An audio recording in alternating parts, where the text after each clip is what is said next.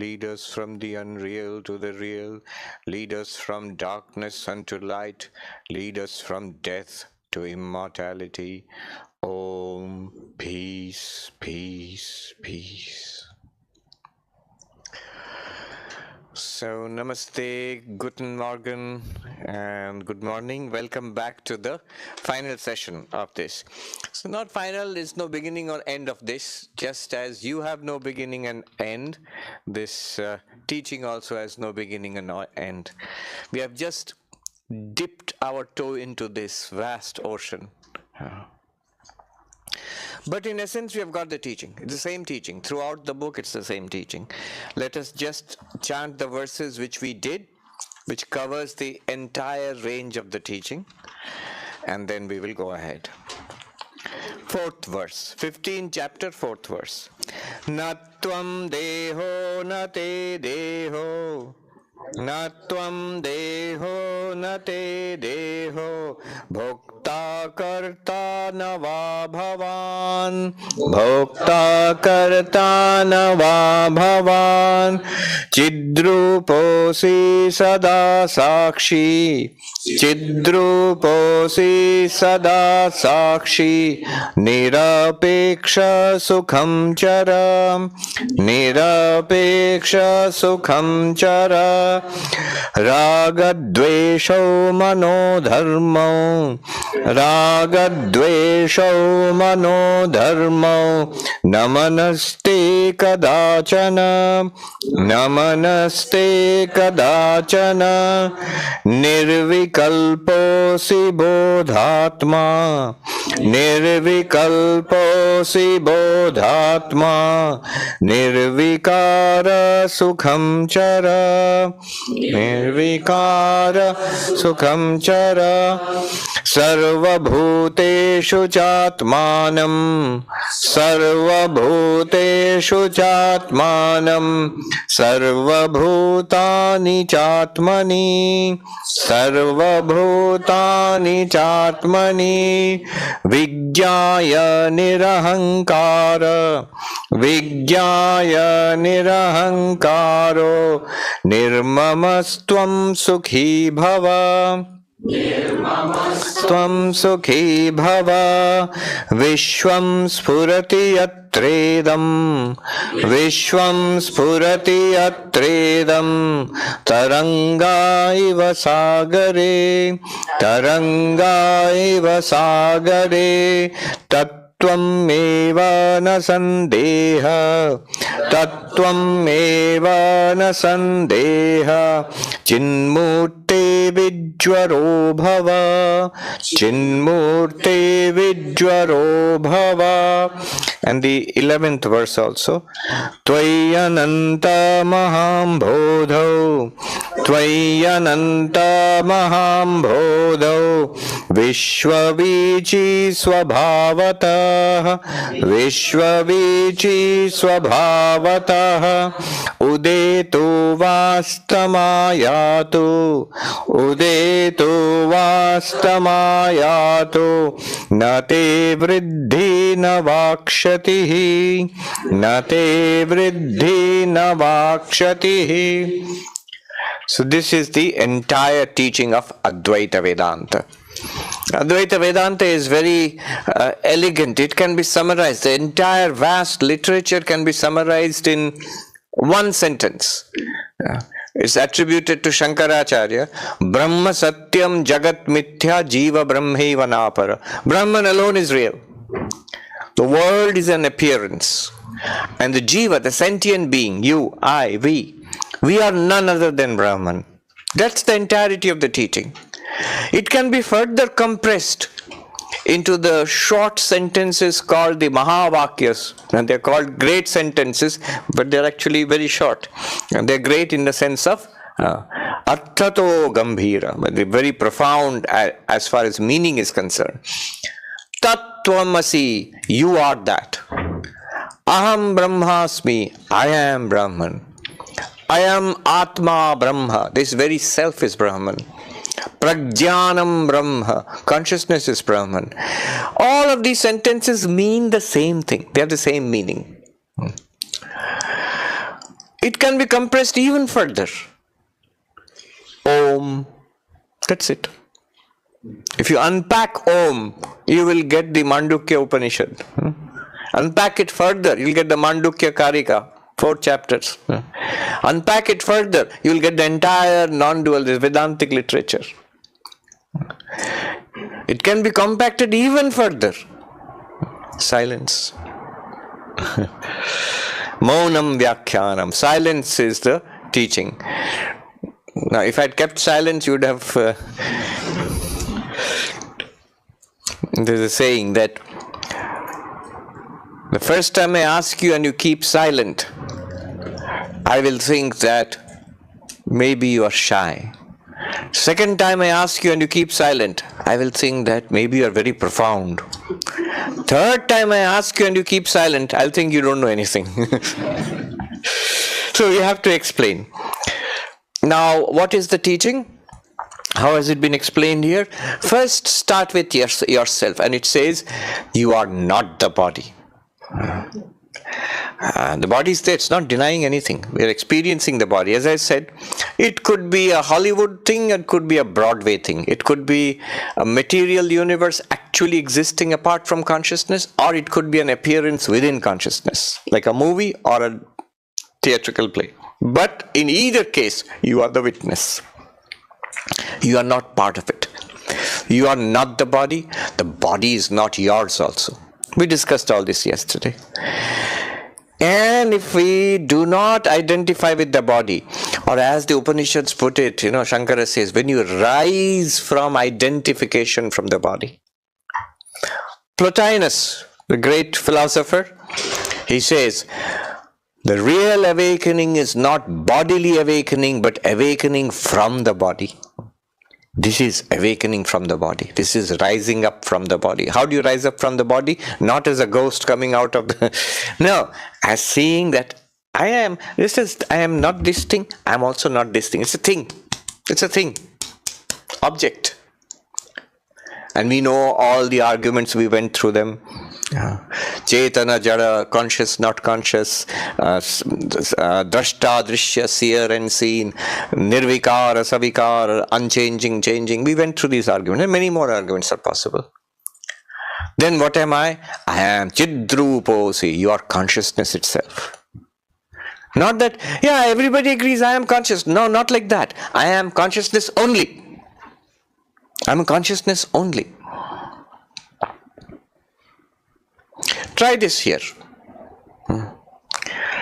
This is called our waking state. Do you remember the story I mentioned about Swami Nishreyashanandaji, the Howrah station and the train which comes, then there's a goods train and then there's an empty platform, and compared it to waking, dreaming, sleeping. Let's try it for ourselves. Here, this is the waking state.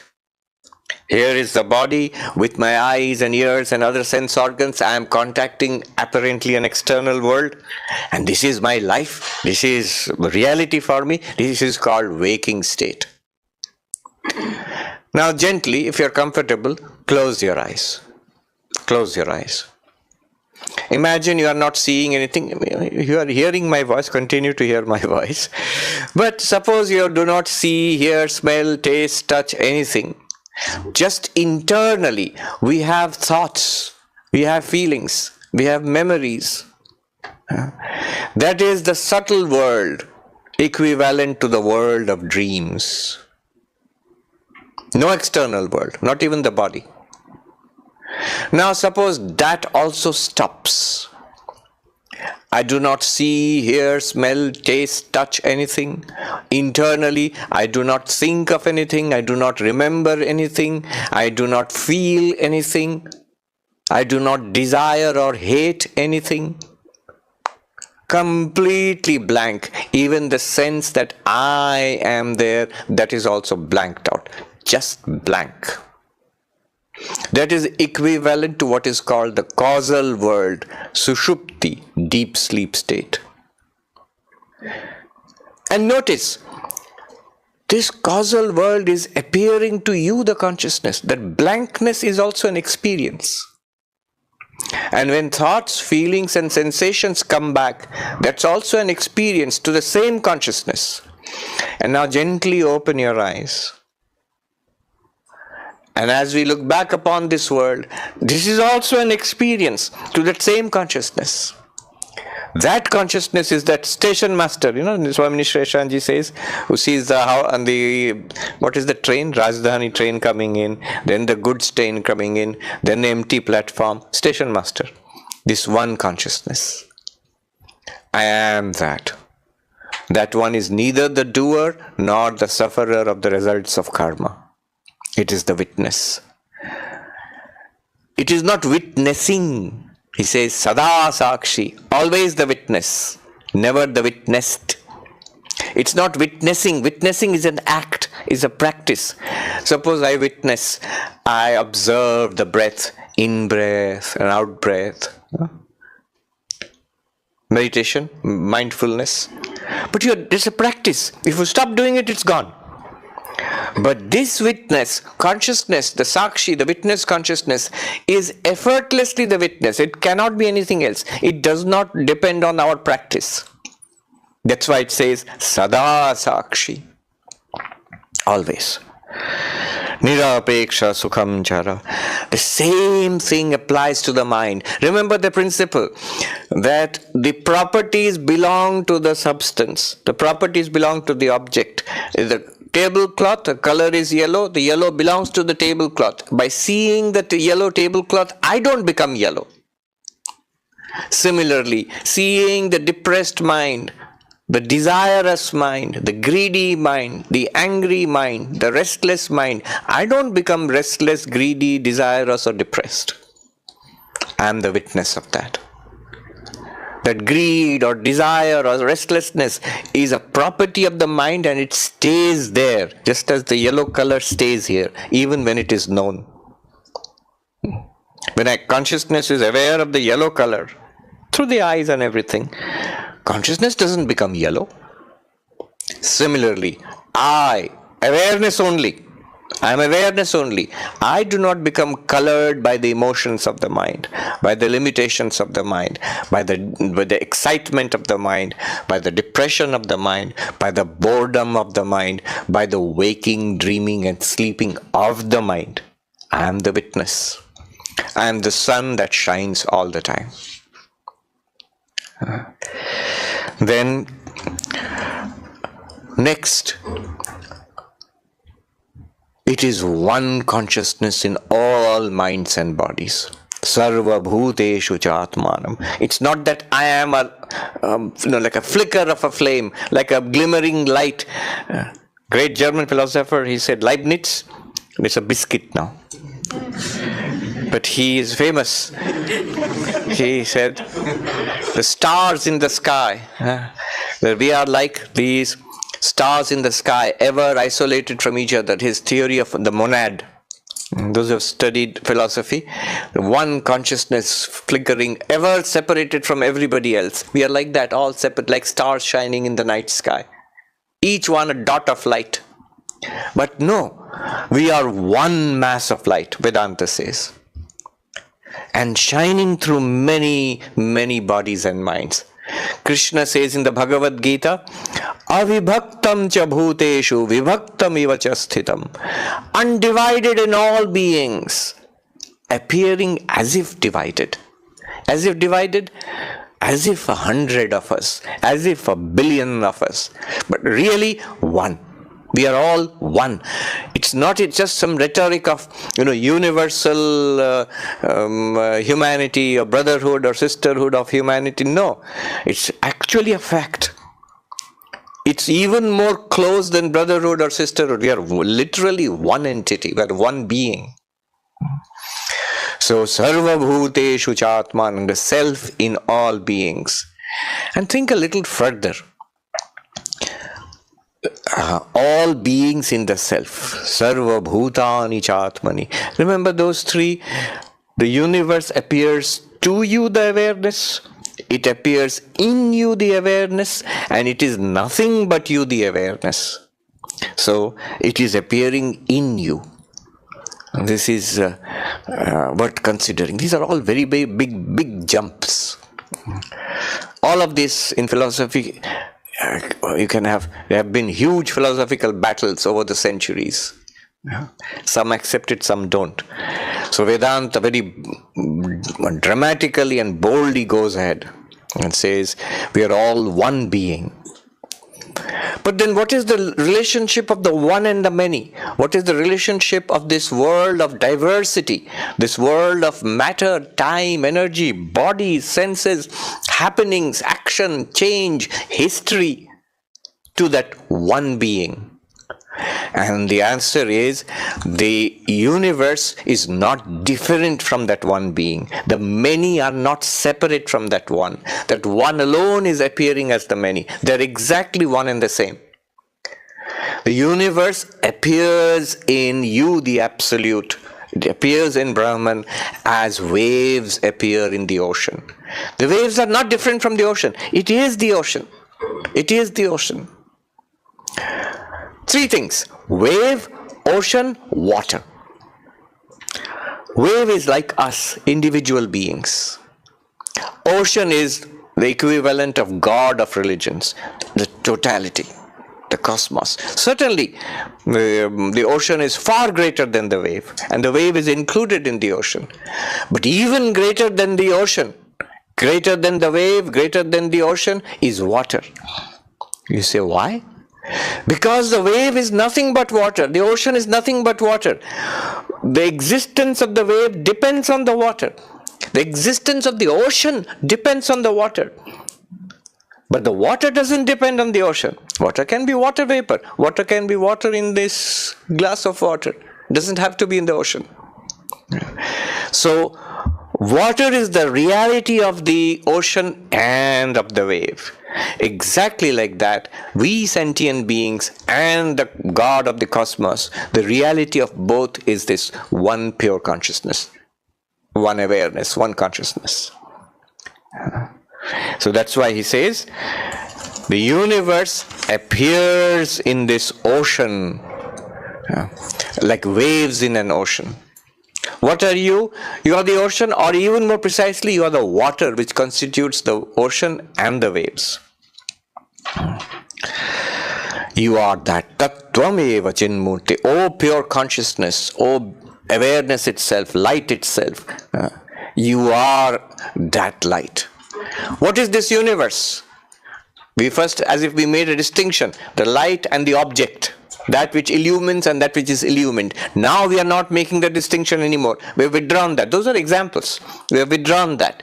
This universe is nothing but light shining. It is nothing but you shining. You are shining forth as this little person and as the cosmos. What are you made of? Light itself, not this physical light, consciousness itself, awareness itself. This is the teaching so far. Now what I'll do now is do one more verse, 8th verse, which sums it, pulls it all together, whatever has been done, and gives us a hint as to further practice. How do we realize this, making it a living reality in our lives? And then I will meditate a little bit. Meditate means contemplate. We will contemplate a little bit on the title given by revered Maharaj to this retreat. Seamless meditation, the art of seamless meditation. What is this seamless meditation and how? Why is it important? How to do it? And then I'll stop and you can ask questions. Okay. Verse number 8. Shraddhasva tata shraddhasva, shraddhasva tata shraddhasva, natra moham kurushva bho, natra moham kurushva bho, jnana swarupo bhagavan, jnana swarupo bhagavan, atma tvam prakrite paraha, atma tvam prakrite paraha.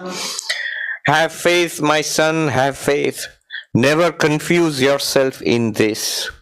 You are knowledge itself, you are the Lord, you are the self, and you are beyond nature. See, in Ashtavakra, almost every word, every phrase has to be unpacked. It's almost like the entirety of the Vedantic teaching has been packed into it. We were talking this morning with Maharaj that you can unpack. You can go on unpacking this. You'll see. First of all, he gives us some solid advice. Suppose all this appears too difficult. Either I don't get it, or I get it but I find it difficult to practice, or I find that it is not applicable in my life, or some problem is there with it. I don't feel that I am enlightened. And so Ashtavakra says, don't worry. Do one thing, one simple thing. Just believe it. You say, oh, again that belief. I thought I had left it all behind. I've come to non-duality. And not all that God, belief and worship and all. I've come to non-duality. Again you are telling me to believe. There's a story I heard in Vrindavan, which is the place of Krishna, of Sri Krishna. Now there was a monk who belonged to the school, devotional school of Vedanta, and he was very devoted to Sri Krishna. After several years, he decided to change tracks and come to non-dual Vedanta. So he came to this master, from whom we heard this story. He came to this master who was teaching non-dual Vedanta, Advaita Vedanta, this stuff. And he says, the preliminary qualifications before you start. You remember? Viveka, Vairagya, the sixfold treasures, and then Mumukshutvam, intense desire to be free. And we are studying the sixfold treasures. Those are the disciplines which we must do. Shamaha, quietness of mind. Damaha, control of the senses. Then Uparati, withdrawal from too much involvement from the world. And then Samadhana, focus. Titiksha, a spiritual toughness, fortitude, putting up with all sorts of troubles to continue on your spiritual path undeterred. And then he said Shraddha, faith in what the teacher and the texts are saying. Then this monk said, wait a minute. In Hindi, I'll tell you what he said in Hindi. Are mere Giridhar Gopal kya dosh kiye the? What fault does my beloved Krishna, Gopala have? There also we were told, have faith, believe in Krishna, believe in... Now again the same thing has come here. You're again saying faith. No, but faith has a great power.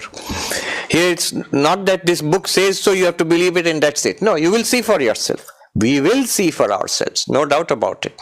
But a powerful aid until then, if my intellect says I don't get it, or if my whole being says that, yeah, it's all right, but I don't feel it to be true right now, then in that case, do one thing. Just believe it to be true. We believe so many things. We believe a lot of nonsense. Whole advertising industry standing on that. So we believe a lot of nonsense about the world. Why not this simple thing? Ashtavakra is telling us, the Upanishads are telling us, the great mystics and masters. There are non-dual traditions not only in Hinduism, but in Judaism, in Christianity, in Islam, in Buddhism, in every spiritual tradition. Aldous Huxley in that book, Perennial Philosophy, he says about this non-duality, that identity of the individual and the cosmic, the absolute. He says, it is presented to us as if it's a development of thought, from dualism to non-dualism, from ritualism to spirituality. If you see the Vedas, they're like a development of thought, like that. Upanishads come at the end. But he says something very interesting, and I agree with him. He says, I am quite convinced that this truth, the core truth, you are that. This was there even in the Stone Age. This was there with the most primitive civilizations long before our civilization came. It has always been there with humanity. Maybe they did not have your fancy philosophy and all that, but the core spiritual realities, they have always been spiritually enlightened masters in every civilization and every age of humanity. Every time, always there have been. So believe in it. They are telling us this is true, and we will see for ourselves. So until we do, Shraddhasvatata Shraddhasva, my child, Have faith in this. Have faith in this. Just take it to be true. Take it to be true and live like that. Your realization, your enlightenment will come much faster. Very soon you will not have to take it for granted. You will know for a fact that it is true. It's not a question of belief anymore. You will see it is true. Until that time, to speed up progress, to take care of the problems and doubts and all, just believe in it. Yes, I have believed in so much nonsense in my life. Let me believe in something good for a change. And take it on. Yes, take it on authority. Ashtavakra says so, Upanishad says so, Vivekananda says so, and great masters throughout history have said so. You are that. And then try to live accordingly. The Americans have a saying, fake it till you make it. Fake it till you make it. There was a popular book, I Am That, Nisargadatta Maharaj, who lived in Bombay. And he was an enlightened master, especially he taught this kind of non-dual philosophy. He originally taught in Marathi, later it was translated into English and other languages and published. But somebody asked him, how did you become enlightened? He said, my guru told me that you are Brahman. I believed him and I tried to live accordingly. See, that's not an easy thing at all. So much struggle is necessary. Because our whole tendency is to go back to our old limited self. He said, do not be confused on this. Moham matra moham kurushva. Oh my child, do not be confused on this point. Do not be deluded on this point. Do not be shaken on this point. Even if the world appears, it appears to me I am this body and the world is separate from me. The fact is you are one. In the dream, suppose, in our dreams, we don't know we are dreaming. Somebody comes and tells us, this is not real. It's a dream and you are the dreamer. This whole thing is appearing in you, the dreamer. We'll think, what nonsense is he speaking? But when we wake up, who will be right? He or I? It seems to me that I am in a world separate from me. But when I wake up, I'll realize the entire world and the dreamer, that the person in the dream, they are all part of the mind of the dreamer.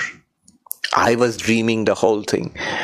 So even now, if it seems that it's a world of duality, plurality, separation, a material world in which, yes, there is mind and consciousness, but that's just a little thing. No.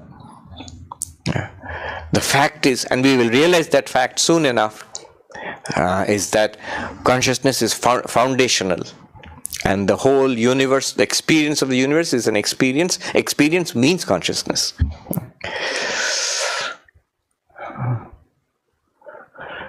I remember, I've quoted this often, Wittgenstein was a great philosopher. And he was here in Austria, in Vienna. He was initially a brilliant man. Initially, he thought he wanted to become an engineer.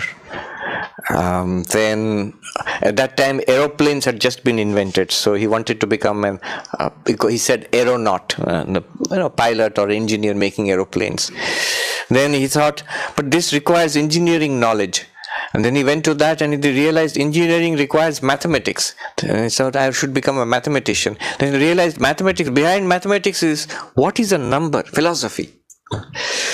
So he thought, maybe I'm a philosopher, I should be a philosopher. And he found out who is the leading philosopher in this philosophy of mathematics. And somebody said Bertrand Russell in England, in Cambridge University.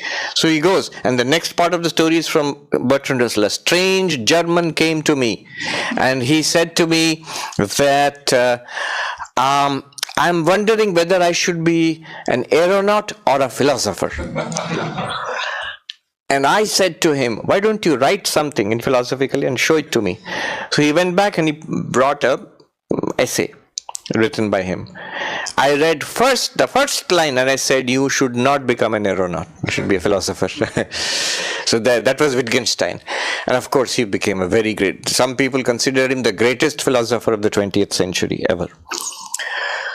Now, I'm telling you a little known story about him, which shows the nature of his mind. One day, he's coming out of the class in Cambridge University, and this lady who was his student has written this down, the memoirs.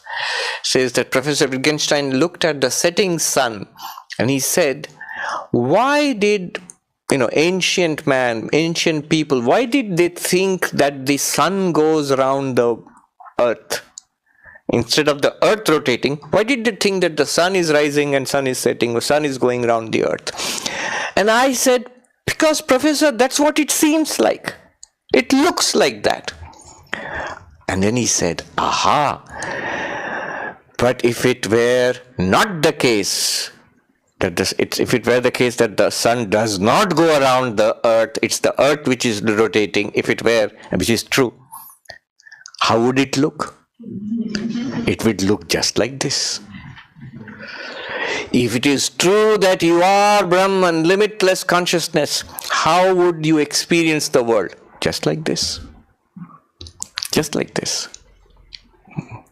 Now, he sums up the whole teaching in the next line. Jnana swarupo bhagavan atma tvam prakrite paraha. This is what is called identity statement, Mahavakya.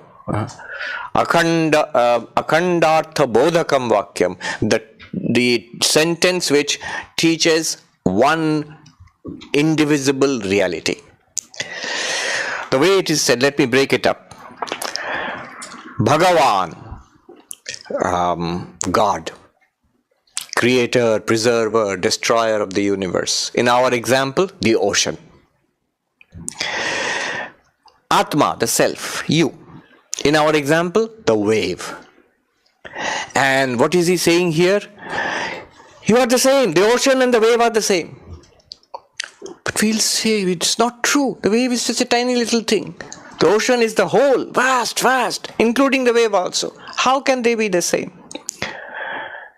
It's like saying, ocean and wave are same. Oh, water. If you see yourself as a wave, you will see the ocean is so big and there are so many other waves. And I have a beginning and I have an end and I am changing. But if you see yourself as water, you will see all this wave is I alone am this wave and that wave and all the other waves. In fact, I alone am the entire ocean. And if there are no waves, I still exist. If there is no ocean, I become water vapor. Global warming. I still exist. I am still the same. I am water. So that identity has to be shifted. I'll tell you the story of the wave. I love this example. So in the ocean out there, in the Atlantic Ocean, a wave is born and it rises up in the ocean. It's a little wave. So it is sent to kindergarten. It's a German word, kindergarten, but it's all over the world now. So it's sent to wave kindergarten, and it makes friends. The other little waves are there. Now some little waves are friends. Some little waves are mean to it. He has a problem with those other little waves, and so the wave grows, and then it looks around. My God, look at that wave! It's so great. I'll never be like that. Oh. Inferiority, feels inferiority complex. And that other wave is just bubble, nothing, it's a loser. I am so much greater than it. Superiority complex, contempt for somebody, or fear or intimidated by some other person, and then like some of them, dislike some of them. So the wave samsara starts. And it's going along like this, all other waves are like that. And see something in the distance. What is that? He says, oh, that is the coastline, France. What's happening there? Oh, all the waves are dying. What? Yes, the waves go Atlantic Ocean, they go and crash against the coastline and then they die. So I am also going to die. Yes. Very soon, you'll go there. Oh my God, well that's what happens. That's the life of a wave. You're born, you play around and you come to the shore and you dash against the shore, you burst into millions of droplets and that's the end. Oh my God, this is very bad. What will happen now? Then a Vedantic wave comes along. It says, It is true that waves die. Waves are born and they change and they grow and then they die. But there is something which does not die. What is that? Water. Water is not born, water does not change, and water does not die also. It just changes its form. Oh, really? That's very nice. But then what is it to me? I am a wave. No, your reality is water. You are actually water. And as water, you don't die. You are not born and you don't die also. You are immortal. Really? Where is that water? You see deep within yourself. Search deeper and deeper. At your center, you will find you are water. And in front of you, there is water. Behind you, there is water. Above you, there is water. Below you, there is water. And then it begins to realize, yes, I am beginning to see what you mean by water. Very difficult for a wave to understand what is water, because it's only water all around. One philosopher, Garfield, he's a teacher of Madhyamaka Buddhism, he said, fish are the wrong people to ask about water. We are the wrong people to ask about consciousness. Because that's all we are actually. Anyway, so it begins to understand what is water. And not only that, he says that the Vedantic wave says to him that, notice, what is the difference between you and the other wave? And I am a wave, that one is another wave. But where is the gap? The gap is also water. If you are water here, you are water there, you are water there. It's the same water. Oh, I and that wave are same. Yes. Big wave and small wave are same. Yes. Bubble and foam and all are same. Yes. And water vapor in the sky is same. Yes. We are all one. I am the ocean. Yes. And you are greater than the ocean also. If you are one day you are not the ocean, you go up as water vapor in the sky, rise by evaporation. You will still be water. Ocean will go away, but you will still remain. Ah, this is wonderful. Similarly, like this, we are taught Jnana Swarupo Bhagavan Atma. The cosmos is one consciousness with Maya, which produces, sustains and destroys this cosmos. The definition of God in Vedanta. Srishti, Sthiti, Pralaya Karta. And there is another, the individual, you and I, small little waves. But we are the same consciousness. With one body and one mind, we are this person. You are that person and that person. But we are the same consciousness. We yesterday discussed the concept of upadhi. You know, the orange cloth near the glass and you see it looks orange. So the one colorless consciousness, transparent consciousness, crystal-like, shining. When the body-mind comes near me, I say, I am this person, this guy. When Maya comes near me, I am God.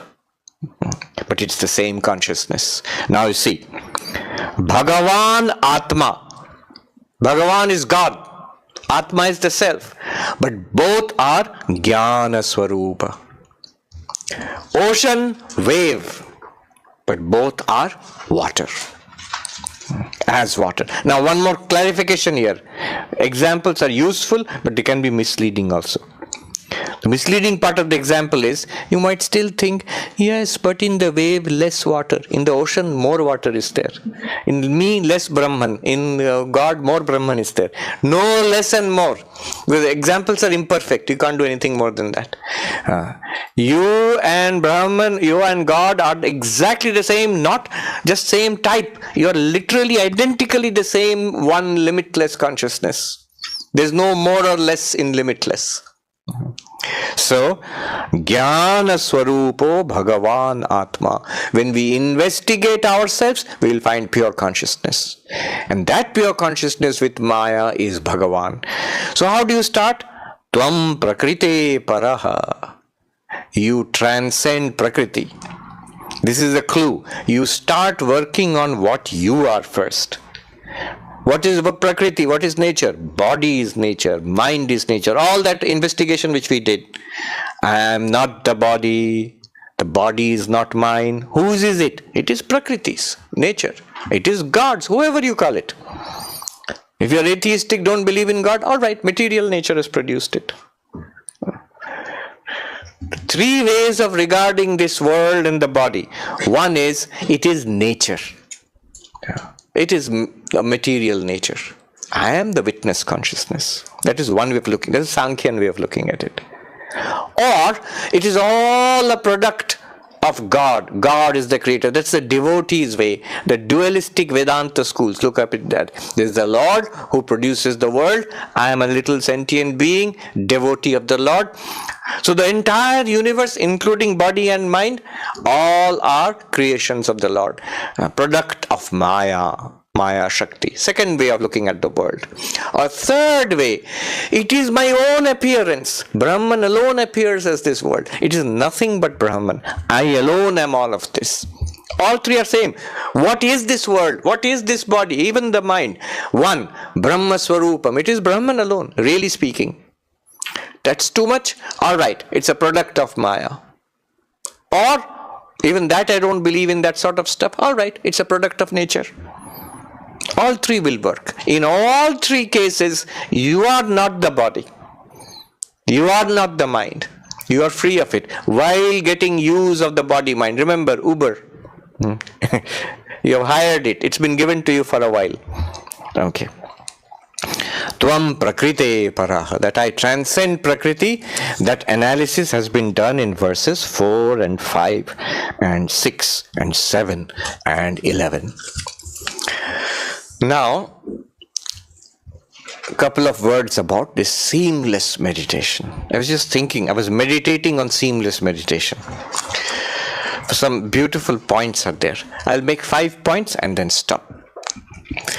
Point number 1. We need to erase the distinction, the border between practice and life. First of all, make a distinction between practice and life. Otherwise, you can't practice. If all of it is just job and family and engagement, where is the time for practice? So separately, have a separate time for practice. But ultimately, I'm saying, the goal should be the border between practice and the seam, the border between practice and life should be erased. What we are getting in practice should be in life also. The same thing. The question, people have this complaint. In the class, I understand, but outside the class, it's gone. That outside and inside the class, that border should be erased. What I find here, I should be able to find outside. That is possible with Ashtavakra. Remember, he says, what is here is there also. You find it here, you will find it there also. You are the same consciousness which is listening to a Vedanta, which is listening to Ashtavakra, and the same consciousness which is driving a car, going shopping, going out, turning up for job, waking, dreaming, sleeping. It's the same consciousness. Same station master is watching the activities in the station. So that is one. Seamless meditation means to erase the difference between practice and life. The fulfillment, joy and peace which I get in practice must pervade life. Second point, Sri Ramakrishna says the difference between closed eye meditation, open eye meditation. Second point, Sri Ramakrishna says with eyes closed God is there and with eyes open God is not there. What kind of God is it? Is this? God is there, good. Now, gone. No, with what you see with eyes closed, you see with eyes open. I quoted one medieval non-dualist, Shankara Bharati, yesterday. He says, Visparita lochana trayastu vedantinaha. The Vedantins, the non-dualists, are those whose all three eyes are open. 2 eyes, third eye is the eye of knowledge. This is the eye of knowledge, Ashtavakra. That is open. If only 2 eyes are open, then it's a worldly person, just like us. We see the world, we see the body, this is it. But third eye of knowledge, the Vedantic eye is open. Then while experiencing the world, experiencing life, experiencing multiplicity, you can confidently say it is non-duality. Acting in and through the body, you can confidently say I am pure consciousness. In this world, you can confidently say Aham Brahmasmi. Don't go about saying it, but you know it is a fact. So this distinction between eyes closed meditation, eyes open. Vedanta stresses the eye open meditation. Every time before food we chant Brahmarpanam Brahmavi Brahmagno Brahmanahutam Brahmaiva Tena Gantavyam Brahma Karma Samadhina. The context is Vedic ritualism. Fire is lit and the priests pour oblations with a wooden spoon into the fire. The fire is Brahman. The spoon with which you are pouring oblations is Brahman. The offerings you give into the fire are Brahman. The priest is Brahman. The one who sees Brahman in all actions will attain Brahman. Notice, sees Brahman in action. Not stopping action with eyes closed, with eyes open, acting in the world. You see Brahman everywhere. So eyes open meditation. Eyes closed meditation, correct? But eyes open meditation also. The Vedantins are those with all three eyes are wide open. Not looking away from life. And looking continuously at life and engaged there and troubled by that, worldly person. Closing the eyes and looking away, yogi. Opening both eyes and this eye also, eye of knowledge. Then you see Vedanta. So that is seamless meditation. Even deeper, and this I am borrowing from Sister Nivedita, her introduction to the complete works of Swami Vivekananda. She says all of these, Gita, Upanishad, they would have been there even if Vivekananda had not come. What is the unique contribution of Vivekananda? And she says, the unique contribution of Vivekananda is that the one and the many are the same reality. There henceforth no distinction between sacred and secular. To labor is to pray. To labor is to pray. To have and hold is as stern a trust as to renounce and quit. She says the school room, the shop floor, the farmyard, these are as fit a meeting place between man and God as the monk or the cellar of a monk or a temple or whatever. So in all activities, can you see the divinity? And she goes further and says, our master Vivekananda had taught us that in art, science and religion are three ways of attaining the same goal. Only you need the teaching of non-dualism, Advaita, to understand that. This is an exact quote from Nivedita. This is also the philosophy of seamless meditation. Point number 3. You see, what was the first two? The first one was that practice and life, the border should be erased, ultimately. Second one was eyes open meditation, eyes closed meditation. Brahma Arpanam Brahmavi, that one. Third one is the philosophy of seeing that so sacred and the secular are one and the many are the same reality. Two further points, just implications. One is, consider the 4 yogas. If we don't have this framework that I am Brahman, it is one Brahman, the world is an appearance, non-duality, then when you practice the 4 yogas, you will feel pulled in different directions. When I do karma yoga, I used to think like that also. I am not getting time for meditation. And when I do meditation, I'm feeling sleepy. Useless. I should have done some service. Really. In our monastery, you have to get up in the morning and 4 o'clock onwards, meditation is there. It is hot and early in the morning, mosquitoes are there and meditation is not happening. I'm just sitting there and driving away mosquitoes. Better if I do some service. Then they told you go and clean the temple. For 2 months, I had to clean Swami Brahmananda's temple at 4 a.m. in the morning. Scrub out all the bird droppings and sweep the courtyard in front of the temple and wipe the whole temple with wet cloth and all. And I felt this is better than my meditation. So there I'm wasting my time only. Now anyway, so in karma yoga and meditation, you feel you are pulled in different directions. In your Vedantic, I am Brahman, and devotion to God in the temple or the church, you've pulled in different directions, you feel. This is one philosophy, that's another philosophy. But this one, if you have this perspective, then all of them you can put in one philosophical outlook. In Karma Yoga, what am I doing? The same Brahman shining forth in these ways. As the students whom I'm teaching in the school, as the colleagues whom I'm serving, and the customers I'm serving in the office, as the patients whom I'm taking care of in the hospital, or the clients whom you are attending to in your business, or the people in the home, all of it is Karma Yoga, all of it is I'm serving Brahman in all these ways. The same reality. Devotion. Swami Turiyananda says, Swami Vivekananda, when he said I, it meant the whole of it. I am Brahman. But it does not come so easily to us. Who is saying this? Swami Turiyananda, the great Vedantin. He says it does not come so easily to us. So we say thou, you. That is same Advaitic approach, but there you accept temporarily a dividing line and say, I am this guy, same consciousness.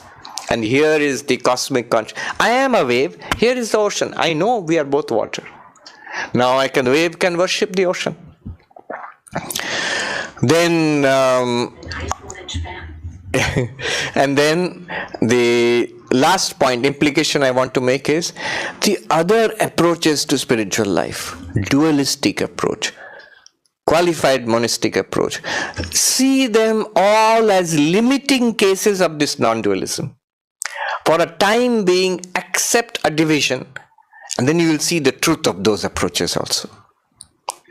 I'll leave it as homework assignment. How dualistic approach, qualified monastic approach, the approaches, the worldview in Christianity, Islam, Judaism, in Buddhism, all of them can more or less be fitted into this scheme as limiting cases within this non-dual framework.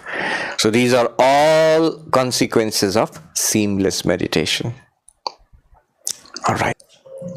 Good. On that hopeful note, Om Shanti Shanti Shanti Harihi Om Tat Sat Shri Ram Krishna Arpanamastu. Thank you so much. Thank you.